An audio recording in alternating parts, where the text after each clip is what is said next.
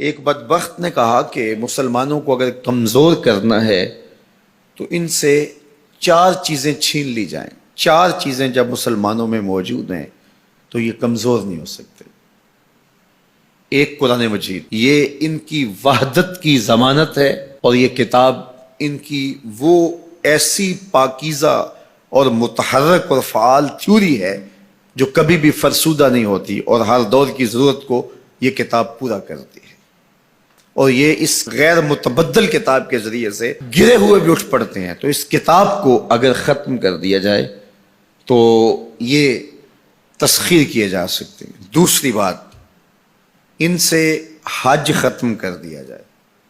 حج ان کی وحدت کی علامت ہے، ان کی شان و شوکت اور شکوہ مسلم کی ضمانت ہے.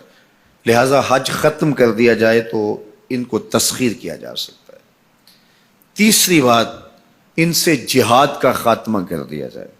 جہاد ختم ہو جائے گا تو یہ کمزور ہو جائیں گے. چوتھی چیز، ان کے سینے سے عشق رسول چھین لیا جائے. محبت رسول اس کے سینے سے کھینچ لی جائے. اگر یہ دولت نہیں رہے گی تو یہ مٹی کے مجسمے ہوں گے اور ان کے اندر کچھ نہیں ہوگا. وہ فاقہ کش جو موت سے ڈرتا نہیں ذرا، روح محمد اس کے بدن سے نکال لو.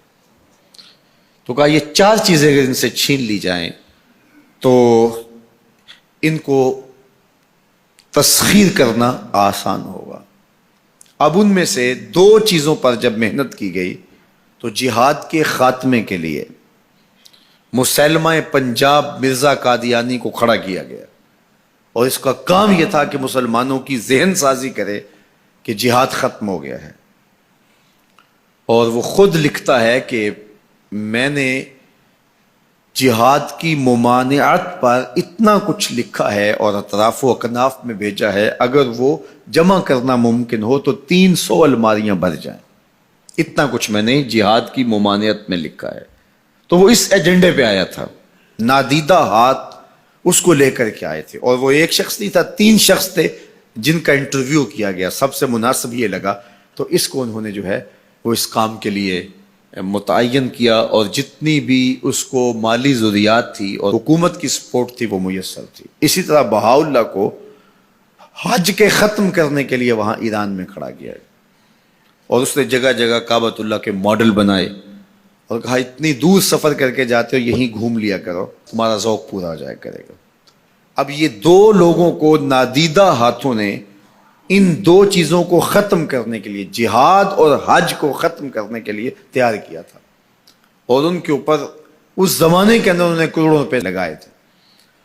اب جب وہ مر بھی گئے ہیں تو ان کے متبعین کو وہ اسی طرح سپورٹ کر رہے ہیں، اس لیے ان کے متبعین جو ہیں وہ موجود ہیں. باقی جس نے بھی ادعائے نبوت کیا پاگل پن کی وجہ سے، یا جو ہے وہ اس کے اندر کوئی صلاحیت تھی تو وہ تکبر میں آ گیا، تو اس پاگل پن کی وجہ سے اس نے اعلان کیا، جب وہ گیا تو سلسلہ ختم ہو گیا. لیکن یہ جو 2 لوگ تھے ان کو باقاعدہ نادیدہ ہاتھوں نے کاشت کیا تھا اور پھر پانی دیا تھا، اور اب یہ کٹ گیا ہے تو نیچے سے ان کی پنیری کو وہ اب بھی جو ہے وہ پانی دے رہے ہیں اور گوڈی کر رہے ہیں، اور مسلمانوں کے اندر رخنہ اندازی کے لیے انہوں نے ہمیشہ ان کو فعال رکھا ہے اور ان کو ہمیشہ وسائل فراہم کر رہے ہیں.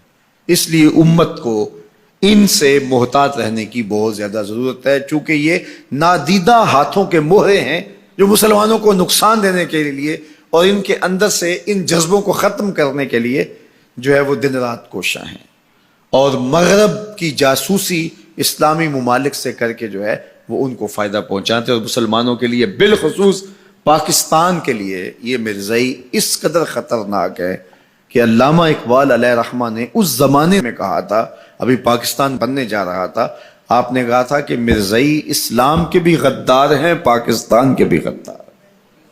اور پھر زمانے نے دیکھا، علامہ اقبال علیہ رحمہ تو 1938 میں انتقال کر گئے، لیکن 47 میں پاکستان بنا تو لوگوں نے دیکھا کہ ان لوگوں نے پاکستان کی مخالفت کی، اور جب پاکستان ٹوٹا، 2 ٹکڑوں میں تقسیم ہوا، تو اس وقت قادیاں میں چراغاں کیا گیا، انہوں نے خوشی کا اظہار کیا. پاکستان ایٹمی طاقت بنا تو وہاں سوگ منایا گیا، اور آج بھی یہ ربوے کے اندر دفن ہوتے ہیں تو امانتاً دفن ہوتے ہیں. ان کا یہ مکروہ عقیدہ ہے کہ پاکستان ٹوٹ جائے گا اور ہمیں یہاں سے اٹھا کر کے ہماری گندی لاشوں کو وہاں ربوے سے قادیان کے اندر شفٹ کیا جائے گا. یہ پاکستان کی سالمیت پر ہمیشہ خطرہ ہے اور پاکستان کو ہمیشہ نقصان پہنچانے کے درپائے رہتے ہیں اور ان کی ہمیشہ کوشش ہوتی ہے کہ اس وطن کے اندر امن، طمانینت اور سکون نصیب نہ ہو. مسٹر بھٹو نے کہا تھا کہ جو حیثیت امریکہ کے اندر یہودیوں کی ہے وہی حیثیت پاکستان کے اندر مرزائی حاصل کرنا چاہتے ہیں. حکومت بھلے کس کی بھی ہو لیکن یہ پاکستان کے اہم مناصب پر فائز ہو کر کے جو ہے وہ پاکستان کو اپنے کنٹرول اور قابو میں لینا چاہتے ہیں. لیکن اللہ بھلا کرے ان لوگوں کا جنہوں نے دن رات کی کاوشوں سے، محنتوں سے آئین کے اندر ان کو غیر مسلم قرار دلوایا. علماء نے، مشائخ نے، سب لوگوں نے، تمام مسالک کے لوگوں نے مل کے اس میں کاوش کی، محنت کی کہ یہ 7 ستمبر کا دن تھا، 1974 کی شام تھی، 4:35 ہو رہے تھے کہ جب دستخط ہوئے کہ مرزائی چاہے ربوی ہوں چاہے لاہوری ہوں کافر ہیں. اور پھر ہر سمت سے نعرہ تکبیر اور نعرہ رسالت کی آوازیں آنے لگی اور تاجدار ختم نبوت زندہ باد کی صدائے دل نواز گونجنے لگی.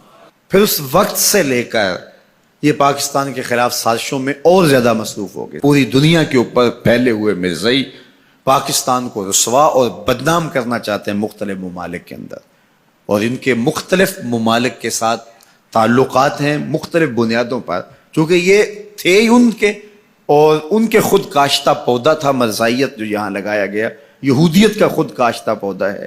لیکن مرزائی یہ نہیں سمجھتے کہ پاکستان یوں ہی نہیں بنا، یہ کسی حادثے کا نتیجہ نہیں تھا، پاکستان محبوب کی نگاہوں کا نتیجہ. اللہ کے خاص فضل سے یہ پاکستان مارز وجود میں آیا، اس لیے یہ مٹنے کے لیے بنا ہی نہیں تھا، قیامت تک قائم رہنے کے لیے بنا تھا.